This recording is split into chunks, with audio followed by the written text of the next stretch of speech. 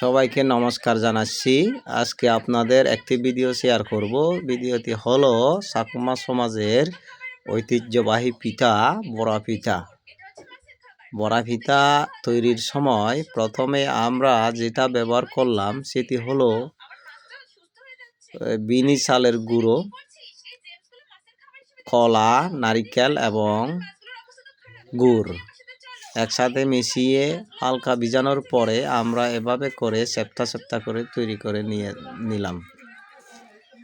এরপরে এক জায়গার অনেকগুলো সেপ্টা করার পরে আমরা সেগুলো ধারাবাহিকভাবে তেলে ভাজিয়ে একেবারে লাল তকতকে একেবারে লোভনীয় আকারে সেগুলো তৈরি করে এক জায়গায় রাখি। পরে সেখান থেকে ইচ্ছে মতো খাওয়া যায়। এবং আরেকটি আইটেম এখানে দেখাচ্ছি, সেটি হলো হোগা পিঠা বলি আমাদের চাকমা ভাষায়। একই বিনি চালের গুঁড়ো, কলা, নারিকেল, গুড় দিয়ে তৈরি। তবে এটা হচ্ছে তেলে ভাজিয়ে নেয়, এটা পানির ভাপ দিয়ে এগুলো সিদ্ধ করে নিতে হয়। একেবারেই এটা দেখতে সুন্দর না হলেও স্বাদে অতুলনীয়। একবার খেয়ে দেখলে আপনারা বুঝতে পারবেন এটা কী জিনিস। তারপরে বড়া পিঠাটা হলো দেখেন আপনারা, এই যে তেলে ভাজিয়ে লাল থকথকে চেহারা, একেবারে ভাজানো কোনো চিংড়ির মতো। একবার মুখে দিলে বুঝতে পারবেন এটা স্বাদে কি একটা দারুণ জিনিস।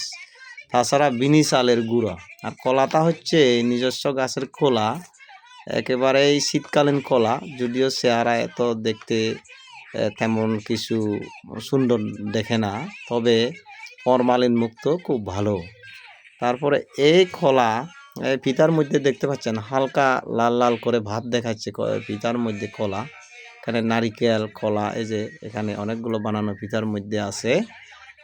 এই কলা মিশালে পিঠার মধ্যে সেটা আরও অন্যরকম স্বাদ হয়ে যায়। অনেকে তৈরি করে যে কলা ছাড়া, আবার অনেকে বাজারে বা দোকানে যেগুলো বিক্রি করে থাকে সেগুলো হচ্ছে মানে বেশি উপাদান ব্যবহার করলে তাদের মধ্যে একটু লস হয়ে যায়, সেজন্য তারা কলাটা ব্যবহার করে না। অনেক